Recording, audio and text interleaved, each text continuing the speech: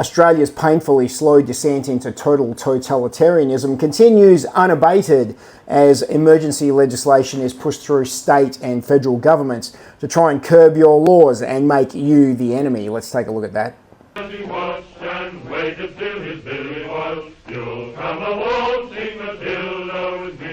Now, we all know that Australia didn't slide into this quietly with tanks and curfews, folks. It slid into this through press conferences, curated outrage, and a slow, deliberate redefinition of who the threat really is anymore. And let's be really honest about that, because it's not just criminals and it's not violent lunatics anymore. It's not people who actually break the law now. It's actually you. You're the criminal. You're the criminal for wrongthink. And normal Australians who won't swear allegiance to someone else's conflict, not our problem, the ones who won't chant on cue or pick a side because X told you so. We're now told there are only two acceptable positions to take. Two flags, two tribes, and two scripts. Choose one or be treated as suspicious. If you say no thanks, or I don't support either side, I support Australia, you're going to be flagged, logged, monitored, managed, and maybe even ankle braceleted at some stage. And that's the real shift in Australia since the Bondi shooting. We were always on a slow descent to this since 2020. And those of us who have been saying, I fucking told you so ever since then, are feeling painfully fucking correct right now. You know, speech isn't just judged on intent anymore, it's judged on alignment. Wrong emphasis, wrong joke, wrong question at the wrong moment, wrong place, wrong time, buddy. Congratulations, you've just been upgraded from citizen to a risk profile, and you're probably on a list and having your phone tapped right now. But we all know the real problems rot from underneath, where communities fragment and trust disappears. Politicians will stand there smirking, telling you this is about safety and cohesion, as they quietly wire dissent into the same category as legitimate danger. And here's what they don't get anymore.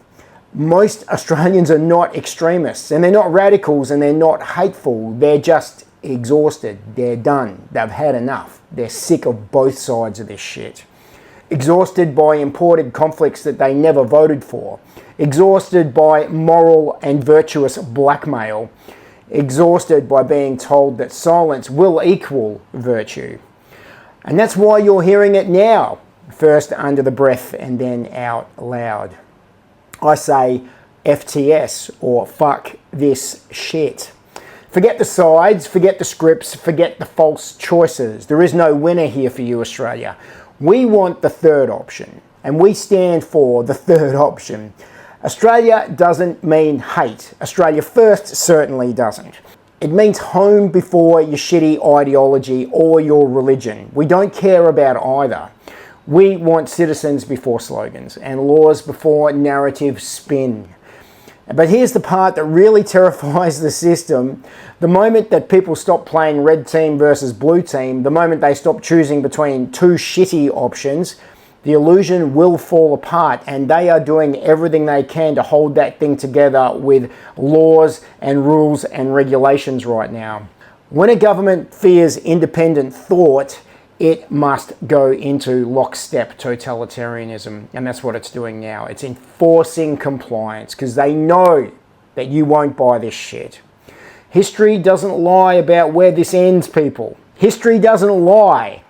The left versus right isn't a thing anymore.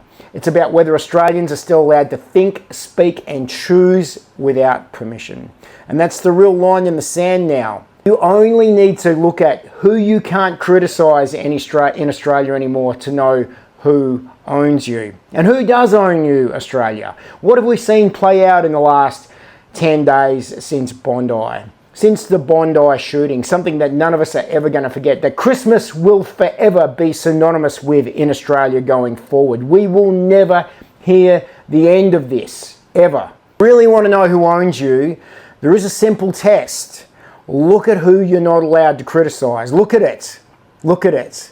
Not who you shouldn't criticise, or not who it's impolite to criticise, who you're forbidden to question without consequences.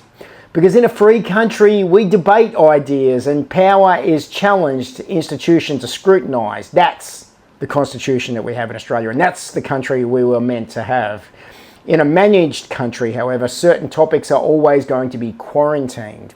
Certain questions are dangerous, and certain people are untouchable. We know, we've all seen it.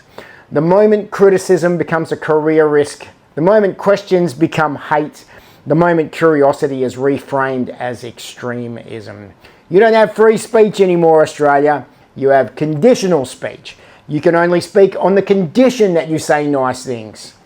You say the wrong thing about the wrong group, policy, industry, ideology, or interest, look what will fucking happen to you. You won't get a debate and you won't get rebuttal. You'll get cancelled, you'll get deplatformed, you'll get smeared, you'll get financial pressure, you'll get legal threats, and you'll get social exile. They will pile on down. And that's not an accident, because that is the signal. Real power doesn't announce itself because it doesn't need to. It hides behind moral language. It weaponizes empathy, and it convinces you that silence is a virtue and obedience is kindness. God knows we've all had enough of that. And most people play along not because they really agree, but because they're afraid. They don't want to rock the boat. And Australians are definitely apathetic in that field. Afraid of losing their jobs, afraid of being labelled, afraid of becoming the next example. But here's the uncomfortable truth. If these are people you're not allowed to criticise, then those people aren't protected. They're extremely powerful. They're extremely powerful. And if the law, the media, the corporations, and the politicians all rush to defend the same sacred cows, well, that's not a fucking democracy either. That's called captured ownership. And a free society doesn't fear criticism. Only systems that rely on control do. And the fastest way to find out who really runs things in Australia, say the quiet part out loud and watch who panics first. You're going to see a lot more of this over the coming months. And we aren't going to be able to turn this around quickly. As I've said before, 2028 is the line in the sand for us. We've only got a few short years left to get a toehold, to get a beachhead in this fight back to take our country. And if we don't do it now, we're going to be forever screwed.